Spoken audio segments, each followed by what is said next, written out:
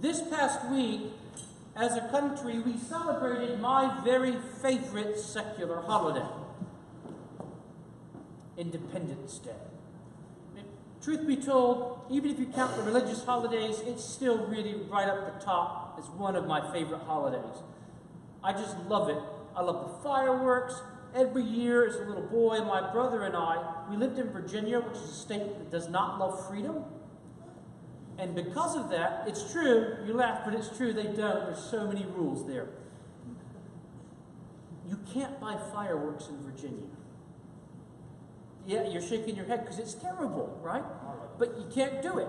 So we would save up our money and we would give it to a family friend who would go to Phantom Fireworks Superstore in Pennsylvania, where they do believe in freedom, at least when it comes to discharging fireworks. And he would illegally import them into Virginia for us so that we could shoot them off to celebrate America's independence.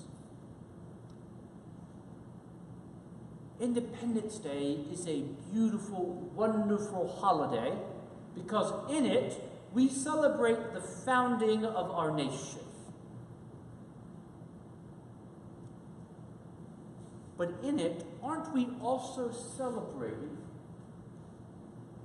those high and lofty ideals that every person is created equal and is viewed as equal in the eyes of God? Every person has the right to freedom. The government shouldn't mess with your life too much.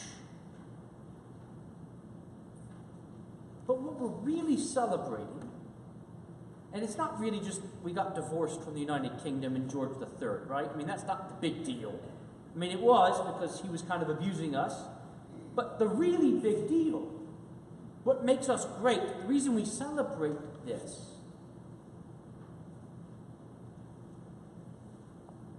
is what we understood about who we as a people are supposed to be. We're celebrating what makes America great. Now, if you wanted to make America great for the first time, or maybe great again, I don't know, what do you think it is that makes America great? Why are we a great country? Why is any country great? It's kind of a hard question if you think about it, isn't it? Because I may like some things, and Carol might like something else. And Lee likes something different yet. And Roberta likes something else, right? And yet, it's got to be a place that's great for all of us, right? Because if it's just what I want, I mean, it'll be awesome for me. But it might be terrible for you. And if it's just awesome for one of you, it might be terrible for all of us. But to find what makes any country great and what will make our country even greater, it's helpful if we look back, I think, at a king. That seems a bit odd, isn't it? We celebrate Independence Day because it's throwing off the shackles of King George III. And yet, if we look back at King David, we see what makes a king great and what makes a people great. Now remember, why was David chosen to become king? Think back. He's the youngest son of Jesse, right? Whatever, who's Jesse? Why do we care about that, really? But he's the youngest son of Jesse. And when they're coming to anoint someone as king, and they're inspecting all these young men, Jesse trots out his first 6 sons. And he starts with the eldest. Oh, look how broad-shouldered he is and how handsome. Look how nice he looks. What a smart young man. He'd be a great king. No, not him. Number 2, no, not him. And they finally get through 6 of them. And the prophet says,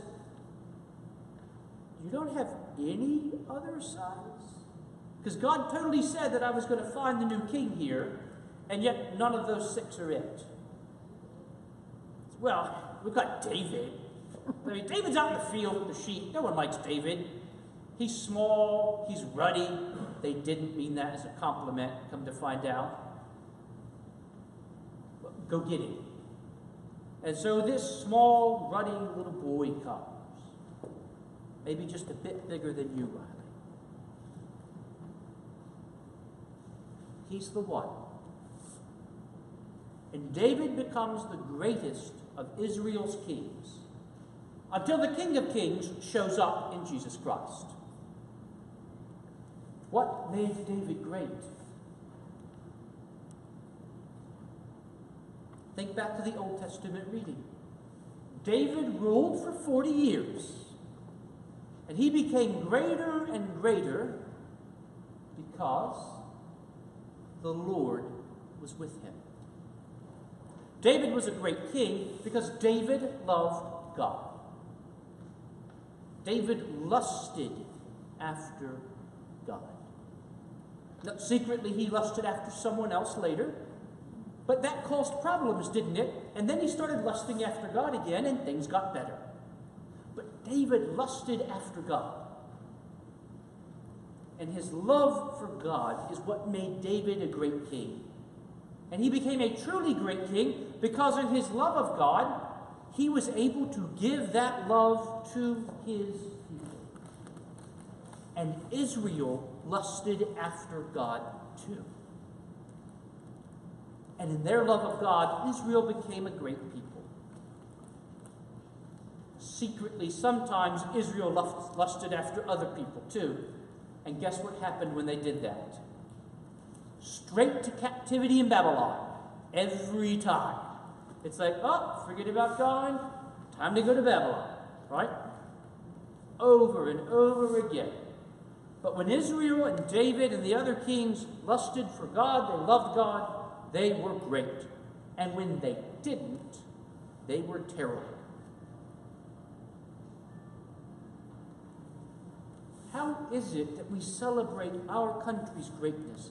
How is it that we make America great? We make our country great by working to make America holy. We make America great if we work and make America holy.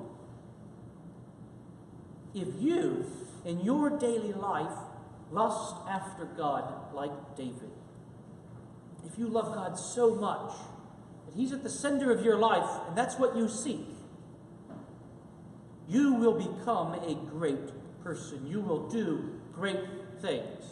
If you seek after friendship with God and you become friends with Him, it changes you. It changes everything about the way you live. So that whether you're here at St. Michael's at church, or you're out at work, or God forbid you're at Publix on a Saturday grocery shopping when it's overran with people, you are sharing God's friendship with others. You are loving for them and caring for them. You are seeking after their needs. You become a great person by becoming friends with God. You become great by becoming holy. And if all of us get real holy,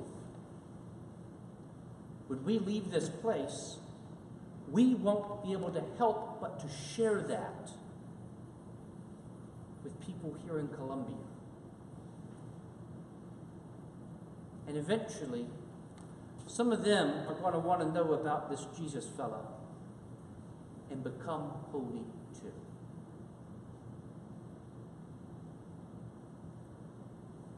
Work together. Let's truly make our parish and our state and our country great and making it holy. Amen. Amen.